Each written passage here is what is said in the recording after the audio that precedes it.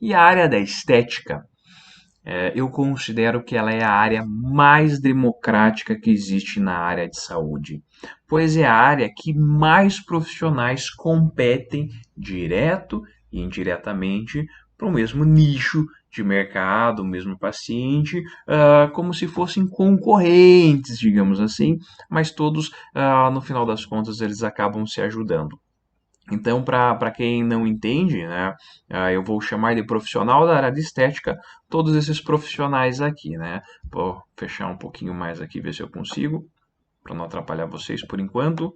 Ah, então tá aqui, né? Se vocês olharem ali nessa tabela que eu fiz para vocês, nós temos direto e indiretamente praticamente todos os profissionais que atuam na área de estética. Se eu esqueci um ou outro, eu peço desculpa, talvez eu tenha até esquecido. Então, se vocês olharem, a área de estética é uma área muito vasta, né? Elas vêm desde os distúrbios comportamentais, onde eu vou precisar de um profissional auxiliando. Eu tenho cirurgias corporais, cirurgias faciais, tenho os procedimentos invasivos não cirúrgicos, tenho os lasers ablativos, não ablativos, as fototerapia, os peelings químicos, que vão do superficial, muito superficial, médio, profundo. Tenho o microagulhamento, o drug delivery, né? O drug delivery eu também posso colocar ou não aí o termo da intradermoterapia, que alguns anos atrás chamavam de mesoterapia, e alguns profissionais ou clínicas chamam de enzimas. Eu tenho eletroterapia com uma infinidade de tecnologias, né? Eu posso estar falando de criolipólise, radiofrequência, criofrequência, corrente russa, corrente alce, eletrolipólise, jato de plasma, eletrocautério. Também tem os tratamentos corporais. Os tratamentos corporais, muitos dos que eu uso no facial eu também posso usar no corporal, porém com outro objetivo, além de entrando no corporal aí os nossos tratamentos manuais, aí a atividade física, tanto a aeróbica quanto a anaeróbica, e finalmente a nutrição. Então, se vocês forem vendo aí, eu coloquei vários profissionais, que esses profissionais eles podem atuar dentro de uma mesma área. Por exemplo, os procedimentos invasivos não cirúrgicos, eles podem ser realizados sim pelo médico cirurgião plástico, ele pode ser realizado pelo dermatologista, pelo cirurgião dentista com a especialização e habilitação em harmonização orofacial, biomédico, farmacêutico e enfermeiro, também esses com a especialização e habilitação no seu devido conselho em estética. É claro que não estão todos os profissionais que podem atuar aí, por exemplo, o cirurgião plástico ele pode atuar também numa eletroterapia, mas normalmente ele não o faz. Então eu coloquei dessa forma e eu particularmente, né, não entendo porque os profissionais brigam nessa área, essa rixa tão grande, se um precisa do outro. Né? O próprio médico cirurgião ele precisa ali da equipe de enfermagem que faz a massagem pós-cirúrgico, ele precisa de um fisioterapeuta que com ultrassom vai tratar as aderências, aí mais para frente um profissional que possa vir a tratar as cicatrizes que vão ficar, porque é muito comum uma pessoa faz uma cirurgia, a cicatriz não fica como ela gostaria, ela faz uma segunda cirurgia para eliminar a cicatriz, e às vezes existe uma outra possibilidade. Então, um profissional precisa do outro, porque ninguém consegue fazer tudo. Eu fiz essa rápida analogia aqui e um momentinho. E ninguém é o Rambo, ninguém é o exército de um homem só. Não é possível que uma pessoa tenha um conhecimento profundo de todas essas áreas, né? Mesmo que ele seja um cirurgião plástico, que ele estude, não é possível que ele conheça tão profundamente a sua área e também, por exemplo, a área de nutrição, que muitas vezes ele vai precisar do auxílio aí de uma nutricionista. Então não existe, né? Você não consegue ser bom em tudo. E aquele que quer ser bom em tudo acaba não sendo bom em nada. E aí, né, temos a frase do nosso Jean, que diz mais ou menos o seguinte: quem quer agradar a todos, não agrada a ninguém. Caso você não conheça ele, então nós temos o J. Kennedy, que ele também diz: não posso lhe dar a fórmula do sucesso, mas a do fracasso é querer agradar a todo mundo. Então aí realmente mostra, né, que você não pode querer saber de tudo, não tem como saber de tudo, e na nossa área que tem tantas capacitações, tantos procedimentos, é racional que eu aproveite e use a interdisciplinariedade. E eu chego à conclusão hoje que a briga que existe entre um profissional e outro é puramente comercial, né? Se um precisa do outro e se um sabe que não vai conseguir abraçar tudo, qual que é o problema de ter mais profissionais? Eu não vejo nenhum problema. Então é sim puramente comercial e eu quero abordar um pouco mais isso aqui com vocês, tá bom? Em 2019, na revista Exame, saiu esse título aqui.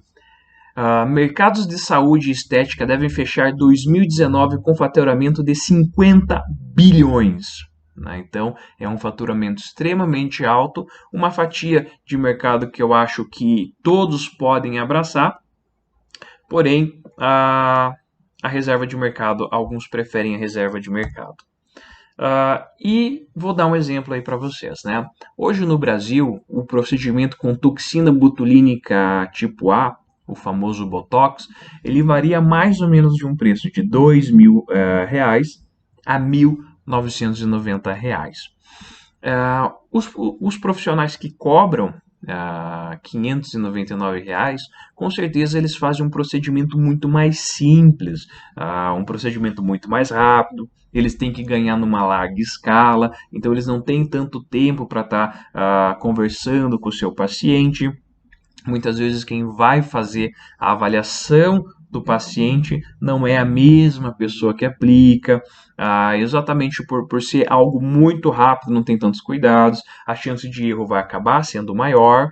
E o profissional que cobra R$ 2.000, o procedimento ele tem que ser um procedimento mais complexo, tem que ter a empatia do profissional.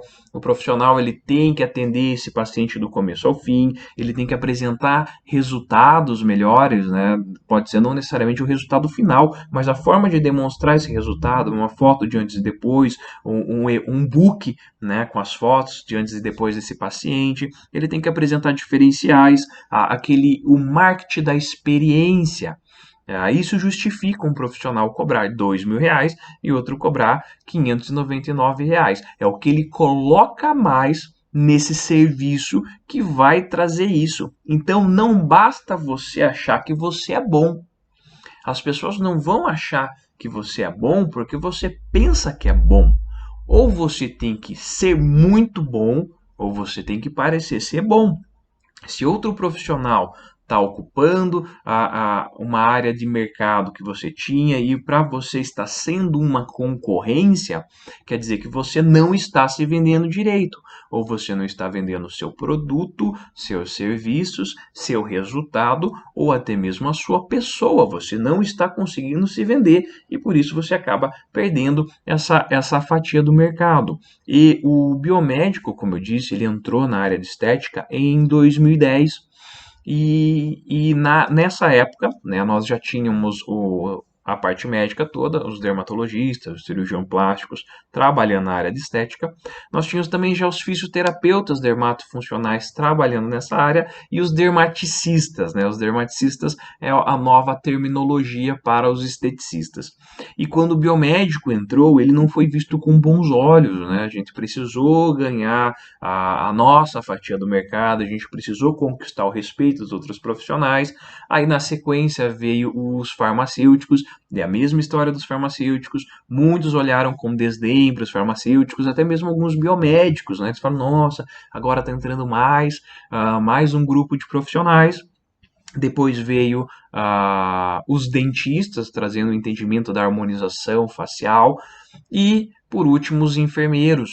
E toda vez que entrou um novo profissional, eu vejo que muitas pessoas elas têm ali aquele preconceito, né? E as pessoas muitas vezes dizem, mas e se der uma intercorrência, ele vai conseguir tratar? Talvez não. Talvez ele não consiga, talvez ele vá ter que encaminhar, assim como um tatuador. né? Ele pode fazer tudo certo ali dentro do estúdio dele, faz a tatuagem, recomenda, faz as recomendações adequadas ao cliente dele, mas o cliente dele faz tudo errado em casa e acaba progredindo para uma contaminação, uma infecção ali na região. Ele vai ter que mandar para o médico, esse médico vai ter que tratar. Da mesma forma, eu já vi dermatologista fazendo aplicação para secagem das varicoses com polidocanol, a famosa espuma, né? Nós sabemos que a espuma existe uma chance de trombose. E se caso tivesse a trombose, esse dermatologista não teria que encaminhar para um cirurgião vascular para que esse faça uma resolução do problema. Então, as intercorrências, elas existem, tá? É uma estatística, é questão de ir fazendo. Por exemplo, vou chutar aqui, uma a cada 1.000 aplicações de toxina botulínica gera a intercorrência de alergia. É algo estatístico que não tem o que você fazer, né? Mesmo que você faça uma boa avaliação, essa intercorrência vai acabar acontecendo. E quando acontecer, eu vou precisar sim que um profissional atenda depois, se o caso agravar, né? O que eu tenho que saber é saber, o profissional tem que saber identificar esse problema e fazer o atendimento imediato. Mas depois a continuidade do tratamento vai ter que ser indicado para um outro profissional. Assim como se o cabeleireiro estiver fazendo uma chapinha, ele queimar a paciente, o cabeleireiro ele não vai tratar essa queimadura, ele vai tratar essa queimadura? Não. Então, dá para ver pela argumentação que realmente um profissional que não apoia o outro que está na área de estética é puramente comercial. Agora, uma coisa que eu também não concordo, que aí pode ser um crivo para todos, é a banalização da área da estética. Existem muitos cursos de final de semana, onde é sexta, sábado e domingo, e dali o profissional acha que sai habilitado para atuar em determinada área. Eu acho que todos os profissionais que atuam na área de estética, eles têm que ter a área de estética como processo fim. Então, a estética não pode ser vista como algo a mais para eu ganhar no meu faturamento. Então, antigamente, a área de estética ela era, né? Ela era algo, um extra para um profissional. Então, o profissional fazia ali os atendimentos dos pacientes dele, o paciente vinha com uma mancha e ele simplesmente fazia uma receita para ele tratar em casa. Hoje não. Hoje ele tem que ser especialista na área de estética. Se ele é especialista na área de estética, então ele tem que fazer uma especialização, uma pós-graduação. E aí que entram os problemas dos cursos de finais de semana. Que os cursos de finais de semana, eles podem até abordar uma técnica para você, mas eles não vão conseguir abordar todo o contexto, né, de como abordar o paciente, as intercorrências, as soluções dessas intercorrências, e quando um profissional ele faz a sua especialização, na própria especialização isso está abordado. E aí eu também sou contra as especializações, as pós-graduações 100% online nessa área. Não tem como. Na área da estética, os professores eles têm que ser experientes no que eles estão fazendo, ao mesmo tempo ter uma boa carga acadêmica, porque na estética, se eu falar de um assunto sem realizar ele, é falácia. Na estética, a prática é fundamental. A prática aliado à formação acadêmica. Então, num curso online, eu não vou conseguir abordar todo esse contexto que a área de estética hoje exige. Hoje a área de estética é uma área extremamente complexa. E também um outro erro dos profissionais da estética é não usar a estética baseada em evidências.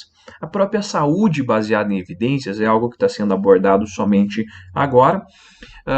E o que seria a estética baseada em evidências? A estética baseada em evidências é você usar o que nós temos de mais alto em evidência científica na literatura, aliado a uma boa prática clínica, mais as preferências do meu paciente. E se o profissional não se põe como realmente um especialista da área de estética, essa é a minha área afim, essa é a área que eu estou focado, realmente ele não vai conseguir trazer resultados satisfatórios e ele vai ter muitas intercorrências, porque ele não vai ter a vivência. Então é aquele famoso fazer por fazer. Na estética, eu não posso mais fazer só para ter uma renda extra ou simplesmente vou fazer para fazer porque eu tenho a capacitação. Existe até mesmo histórias dos representantes de toxina botulínica que vão até o consultório, eles ensinam o profissional a fazer a aplicação da toxina botulínica e pronto. Só que é claro que esse profissional que aprendeu em algumas horas com o fornecedor, ele não vai saber fazer um arqueamento de sobrancelha, por exemplo, ele não vai saber lidar com todas as intercorrências. Se o resultado não ficar bom, ele não vai entender por que não ficou bom, porque é complexo sim.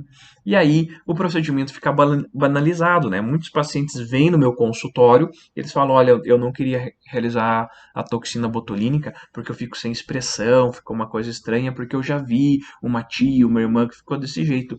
Sendo que a toxina botulínica hoje nós entendemos que ele é uma entidade.